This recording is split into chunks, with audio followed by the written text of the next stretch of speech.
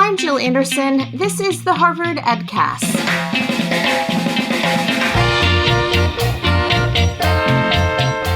Ying Xu knows artificial intelligence is reshaping children's lives. Whether it's asking Siri to solve a math problem or having Alexa play a favorite song, AI is everywhere, and it's transforming the way kids learn, engage, and even socialize. Part of Xu's work is studying how this new technology influences children's academic and social development. She has a lot of insight about how AI can be used to support learning and the challenges it creates for social behavior. But she also insists that educators and parents can guide children's AI interactions in ways that foster critical thinking and healthy boundaries.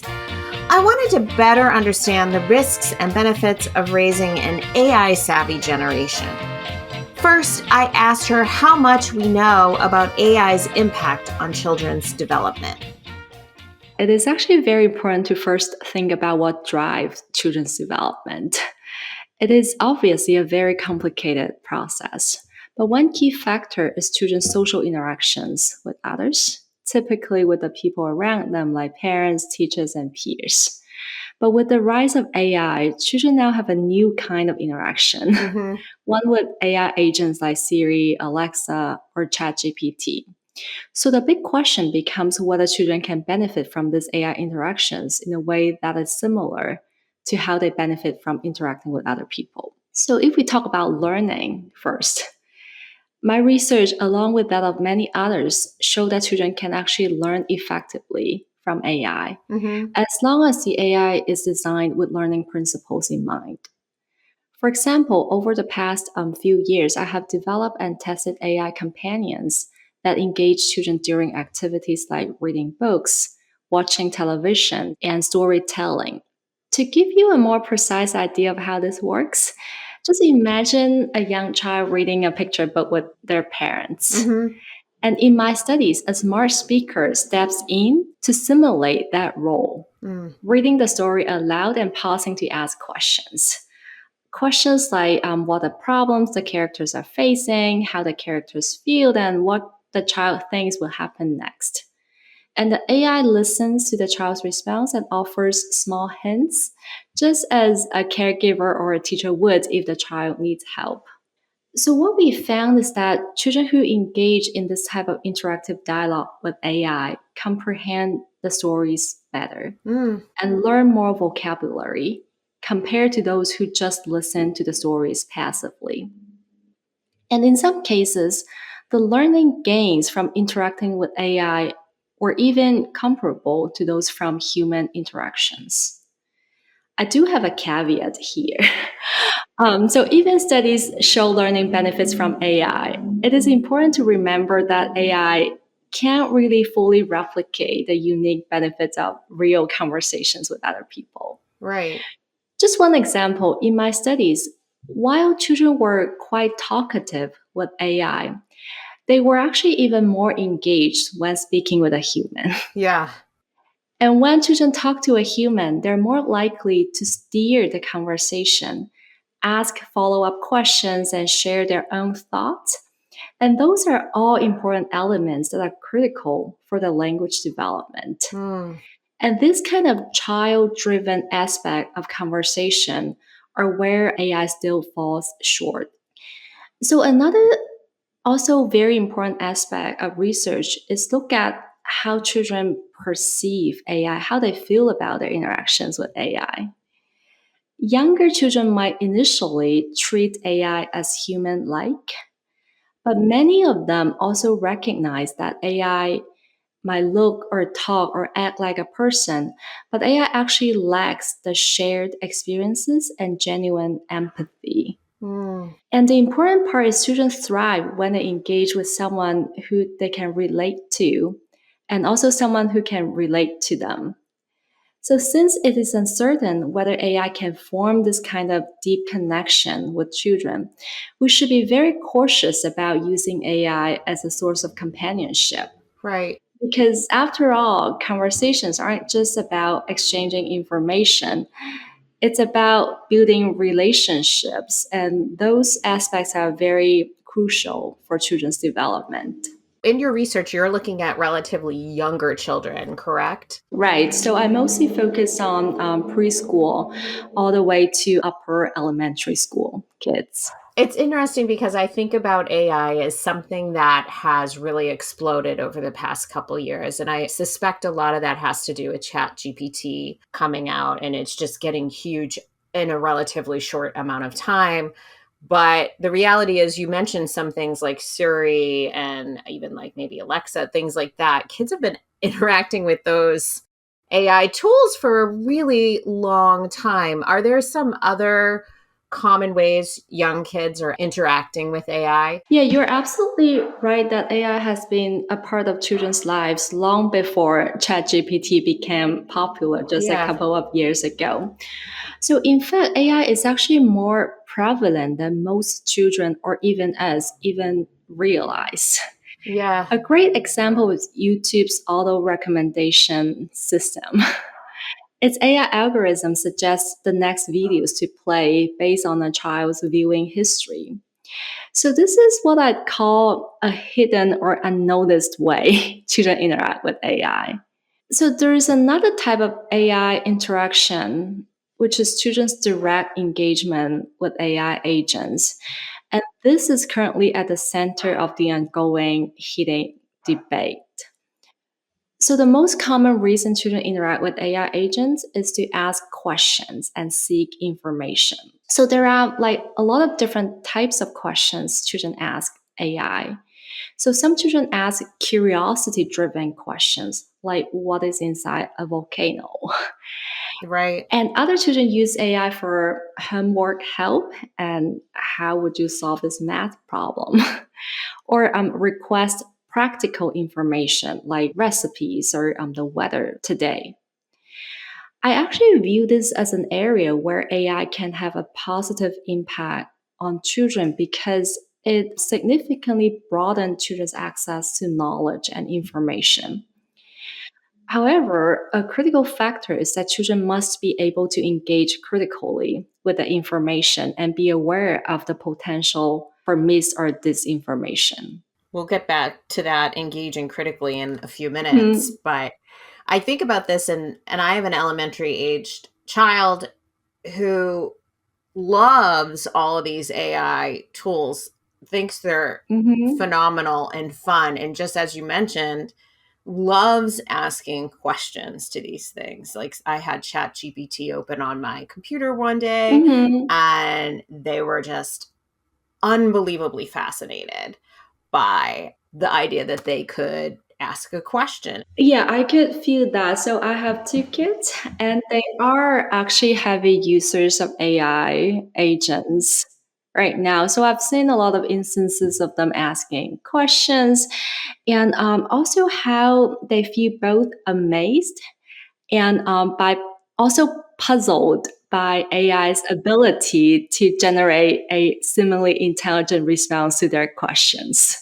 You already mentioned a little bit about how we know this can be somewhat beneficial for learning because it's better than a child just doing something on their own. There is some interaction there that it seems like there's some positive response, but it's not the same as a human, obviously. And so I'm wondering, what about the implications on social development? So there is a lot we could say about how AI might impact children's social development. And one area is social etiquette, saying thank you and excuse me, and things like that. Children learn social etiquette through interactions with others who Hmm. model the socially appropriate behaviors. But AI does not always follow our social norms or encourage the use of polite language. So we've observed instances where children give demands or even insult AI. And the concern is if these behaviors would carry over into children's real life interactions with people. So we actually don't have conclusive evidence for this yet, but there is some evidence suggesting that children can pick up linguistic habits from their conversations with AI and use this language subsequently when they interact with others. However, it's still uncertain whether children are doing this for playfulness because it's fun and silly, or if it reflects a real change in behavior. Regardless, it is enough of a concern that tech companies have started implementing strategies to prevent AI from diminishing children's politeness. For example, Amazon's Echo Dot has introduced a polite mode where if a child says please when asking a question, Alexa would respond with thank you for asking so nicely. So it could be a step in the right direction, but it also poses a risk of obscuring from the children's perspective the boundaries between AI and the humans. That's really fascinating. Did you have any additional thoughts about the implications on academic learning? Yeah, so for academic learning, when children turn to AI like ChatGPT for help with homework and assignments, so the key question is, are they actually engaging in the learning process, or are they bypassing it by getting an easy answer from the AI? We actually have pretty robust evidence suggesting that access to AI tools can improve students' task performance. So, for example, when writing an essay, students who use ChatGPT as an assistant tend to produce higher quality essays. However, the question here is, can students still write better essays when they no longer have access to ChatGPT? Huh. So, this is the focus of many current studies. An emerging theme suggests that if AI is designed as a scaffolding tool to guide children in developing their writing skills, rather than simply providing direct answers, it could have more lasting impact on learning. But there is still the question of how much scaffolding AI should provide. Sometimes it is not necessarily a bad thing for students to get stuck on a problem and work through it for an extended period. This is a kind of struggle that we wanted to call it productive struggling. It's helpful for the learning as it creates space and time for students to construct their own understanding. So, for future studies, what we really wanted to think about is the impact of tools like ChatGPT, how they should move beyond focusing on short term performance improvements to asking whether ChatGPT could foster deeper and long term learning. Hmm. What do we know about children's ability to evaluate information they're getting from AI? This is a great question. I think even adults are having trouble evaluating AI generated information.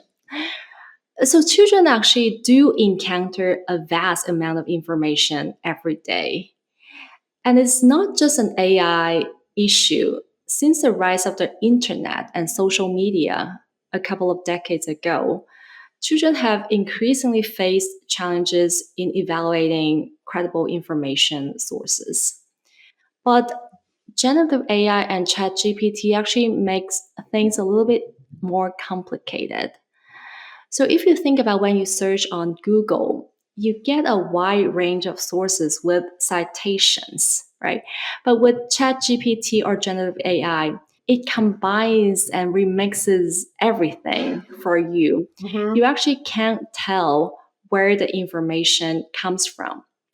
So, this lack of transparency can sometimes discourage children from questioning the credibility of the information. And additionally, if you think about how you engage with ChatGPT, it presents information in a conversational style, much like how humans communicate, which can blur the line between human knowledge and machine generated content. So, how do children actually evaluate information from AI? There aren't actually a lot of studies on this yet, but we can gain some insights from research that has explored children's trust in robots, Hmm. particularly those that could also talk and answer questions. So, this research found that children use similar judgment strategies to assess information provided by both humans and robots. Often, their judgment is based on whether the robot or human has given accurate information in the past, and their perception of the human or robot's expertise. But still, we see that some children are better at utilizing the strategies to calibrate their trust, and some children tend to trust blindly whatever information AI provides. So, this ability is likely influenced by their background knowledge in the subject area if they actually know something about the topic they're discussing, and also their understanding of how AI works. So, we often call it as AI literacy. And research has shown that children, even as young as preschool aged, can be taught AI literacy, which helps them more effectively assess the strengths and limitations of AI. Do you know whether there is a lot of this AI literacy happening yet? So, there are actually quite a number of programs specifically targeting school aged children to teach them the underlying mechanisms of how AI works.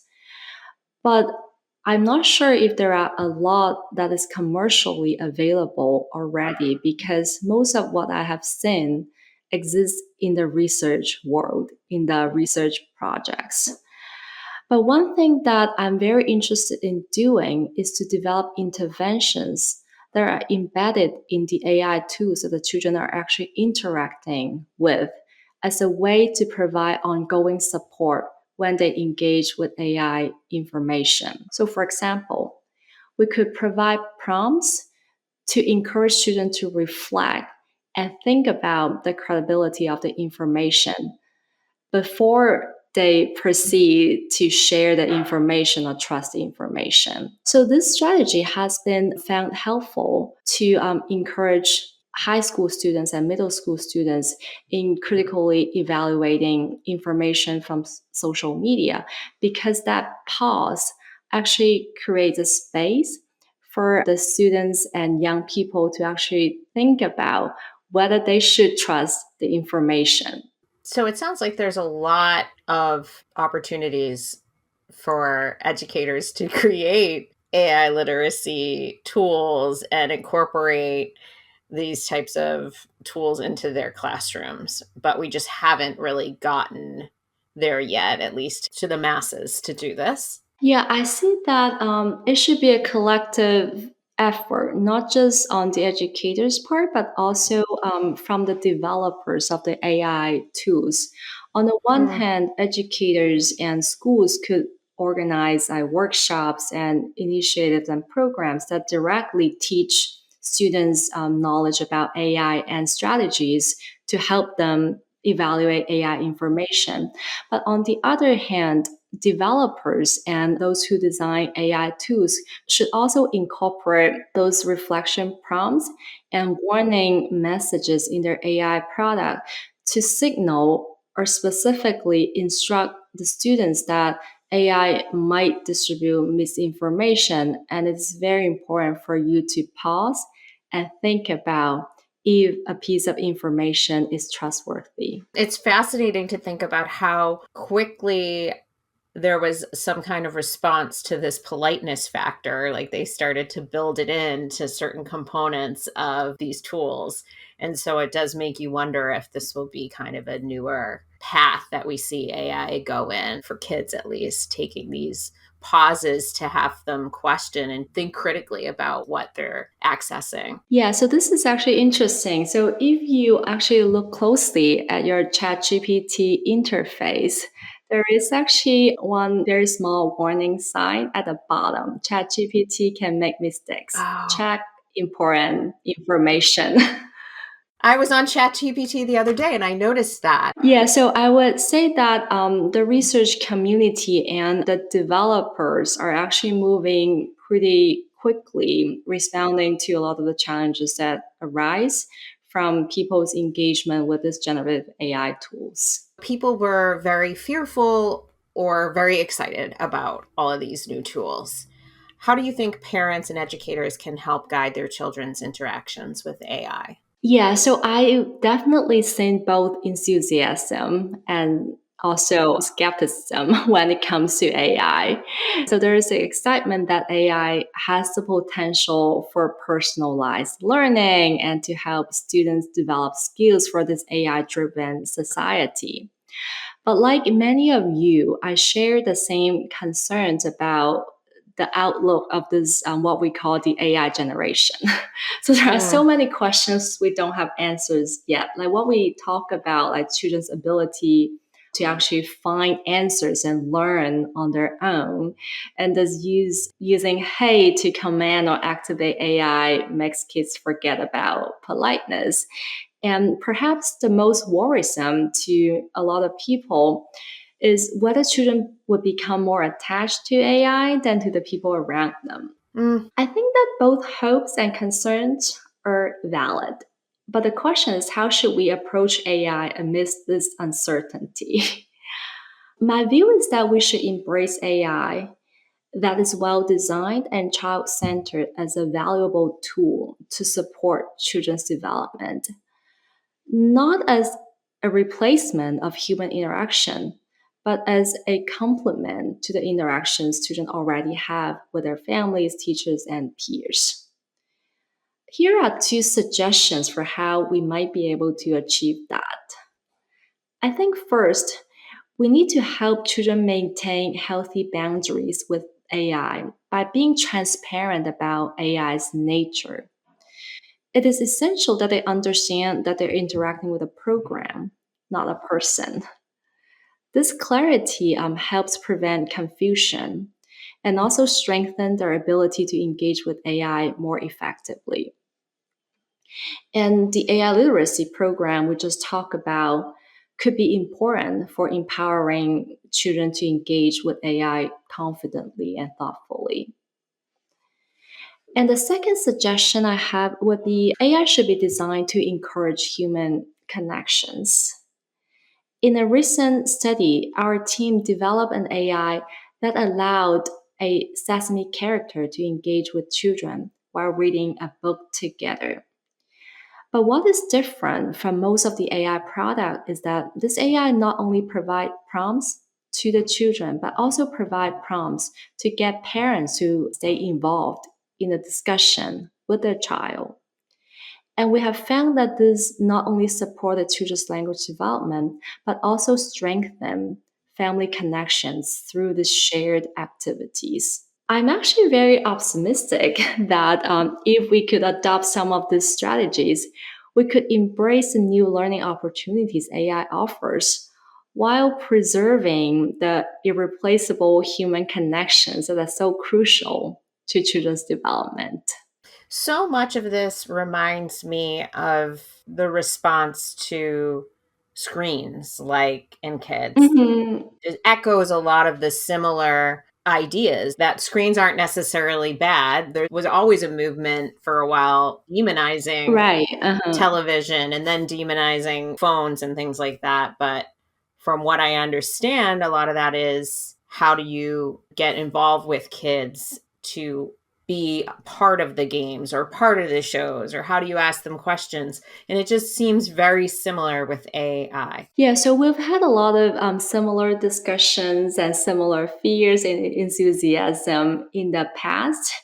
And I think one important thing for us to consider, especially when we think about the impact these technologies have on children, is children exist in an ecosystem. So there are many sources of support that could help them learn and develop, and technology is not the only source.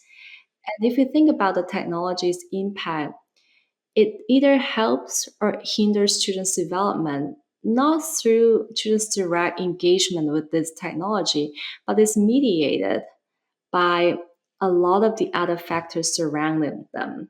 So, for example, even the same television program would have different effects on children. And sometimes it depends on if the child actually has a family member sitting next to them Right. and helping them digest and comprehend what is being taught on the program. Right, so there are so many different factors we need to think about as how we approach this question more holistically. Well, there's a lot here, a lot of opportunities, especially for educators, to come up with tools and curriculums and ways to embrace AI with kids. So thank you so much. Thank you. Ying Xu is an assistant professor at the Harvard Graduate School of Education. I'm Jill Anderson. This is the Harvard EdCast produced by the Harvard Graduate School of Education. Thanks for listening.